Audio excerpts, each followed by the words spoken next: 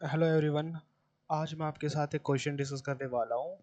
ये क्वेश्चन है तो आसान, बट ये क्वेश्चन हमें ये सिखाता है कि हमें अपनी मतलब एसएससी का पेपर सोल्व करते वक्त हमें अपने आँख नाक कान सब जो है वो खुले रखने हैं। ठीक है, अगर टाइम बचाना है तो ये क्वेश्चन सिखा देता है बेस्ट। देखो मैं बताता हूँ क्या इसमें बोला है। The area of the square, एक ऐसा स्क्वायर जो फॉर्म्ड होता है और डायगोनल ऑफ अ रेक्टेंगल। ठीक है, द एज इट साइड। ठीक है, the area of the square formed on the diagonal of a rectangle as its side, एक इसकी साइड की तरह है, is इतने percent more than the area of the rectangle।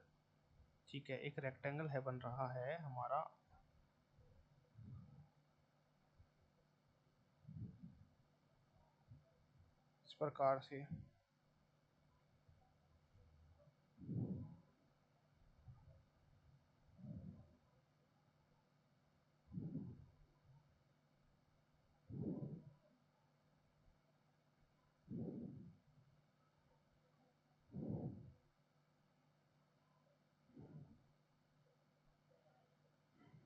इस प्रकार से ठीक है।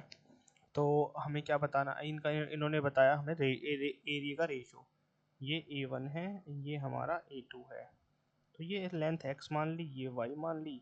तो ये हमारा जो डायगोनल निकलेगा ये कितना निकलेगा, इतना।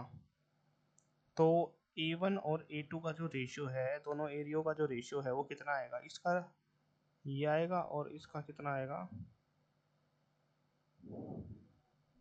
ठीक है, ठीक है। इन्होंने बोला है ये जो ऊपर जो बन रहा है ये इतने परसेंट ज़्यादा है तथा area of the rectangle more than the area of rectangle, जो स्क्वायर बना है वो इतना ज़्यादा है ना। ये स्क्वायर हट जाएगा भाई ऊपर से, क्योंकि एरिया निकालना है तो स्क्वायर हट जाएगा, रूट हट जाएगा सॉरी। तो इसकी वैल्यू कितनी आएगी हमारी, इतने परसेंट मोर, ये आएगी हमारी 13/12। यानी कि अगर उसका एरिया 12 था तो वो 13 13 बढ़ गया, कितना हो गया 25।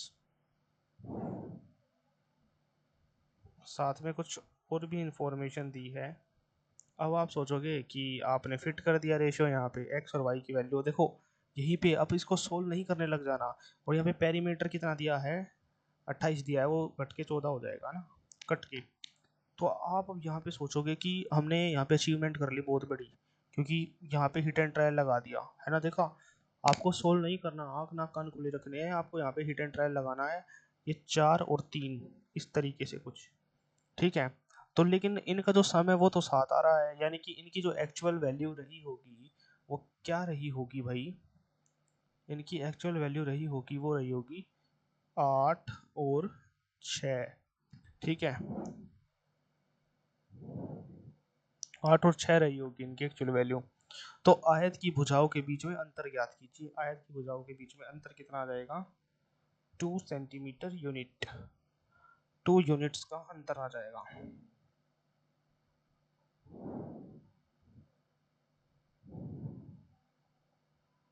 आई होप आपको ये क्वेश्चन समझ में आया होगा। Thank you.